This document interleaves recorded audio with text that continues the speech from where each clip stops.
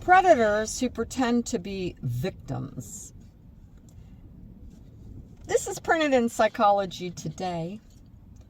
Meet the manipulators, narcissists, and psychopaths who play at being victims.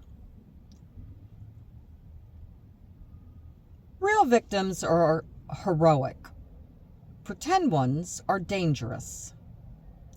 Here are a few of the later variety who have popped up in the true crime headlines. In 2017, Lloyd Noeter convinced his 19-year-old daughter, Carrie, that his soon-to-be ex-wife had ruined his life and that he was going to commit suicide if she didn't help him kill her mother, which she did. Or another, she ruined her nuptials by telling friends and family members that she had been diagnosed with cancer and only had a year to live.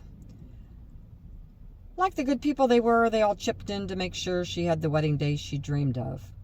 And last but certainly not least, there was Jacqueline McCowan. Apparently enraged that a one-night stand with her victim, Jamie Aitken, did not lead to something more, McGowan began a campaign of harassment that included pretending to be pregnant, even showing him baby scans and wearing a belly prosthesis, seeking money for alleged baby goods, and attempting to turn his family against him by making false accusations of mistreatment and neglect. While these are extreme examples, odds are that you know at least a mini version. The friend who plays on your sympathy while soaking you emotionally and financially dry. The blameless boyfriend whose past is littered with abusive partners and crazy exes, whose stories are surprisingly similar. Or the coworker whose life is one crisis after the next and who ropes you in to cover for them and picking up the slack. The real victims, of course, are the people who genuinely believe that they are helping a good person or an innocent victim get back on their feet. Until, hopefully sooner rather than later, they realize that they are the perpetual giver and the victim, the endless taker. And when they finally say no, the manipulator merely shrugs and moves on, or plots revenge. The virtuous victim. Playing the victim card is a strategy that from the beginning is designed to create an imbalance in a relationship. Perceiving someone as the past recipient of unfair treatment encourages most of us to go the extra mile to help him or her without expecting anything in return. It can also tempt us to make excuses for their bad behavior when it's staring us in the face. After all, we tell ourselves, look at what they've already been through. Who wants to kick someone when they're down? In fact, research provides evidence that some individuals not only strategically present themselves as victims, but often present themselves as virtuous victims. For so much of her life, Cheryl Dell adopted the virtuous victim role with new lovers, good-hearted neighbors, mental health professionals, and the court system, portraying herself as a devoted mother and loving caretaker of her mentally disabled children that she served in a group home. By the time the truth emerged, she had left behind a trail of exploited friends, false abuse allegations, smear campaigns, and ultimately the dead body of her husband.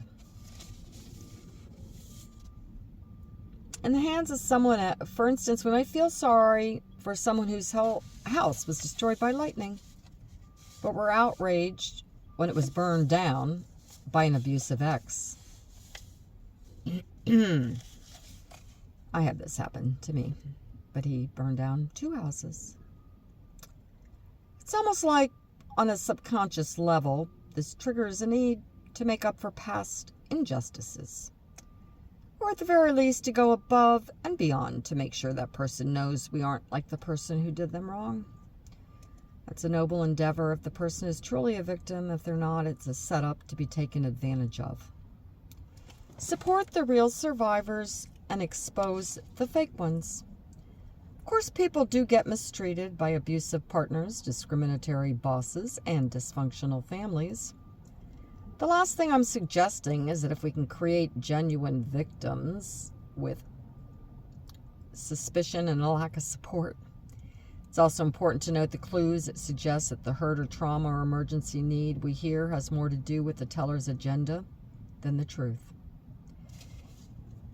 Many genuine victims I've worked with share more in common than their horrific experiences.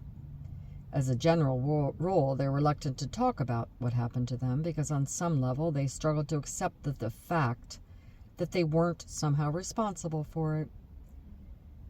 It typically requires a high level of trust built over an extended periods of time before they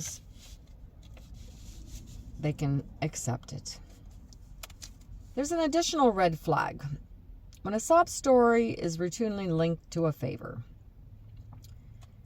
Because her courageous last victim pursued justice and finally got at least a minuscule part of the justice she deserved, Marianne Smith convinced friends in Tennessee that she had breast cancer and bilked them out of thousands of dollars for treatment, conned her best friend in California into believing she had been framed for forgery by family members to avoid giving her an inheritance, and forking over almost $100,000 to help her, and filed a restraining order with false claims of violent threats in an attempt to prevent a witness from testifying against her. There is enough genuine victims among us, victims of childhood trauma, domestic abuse, and malignant con artists.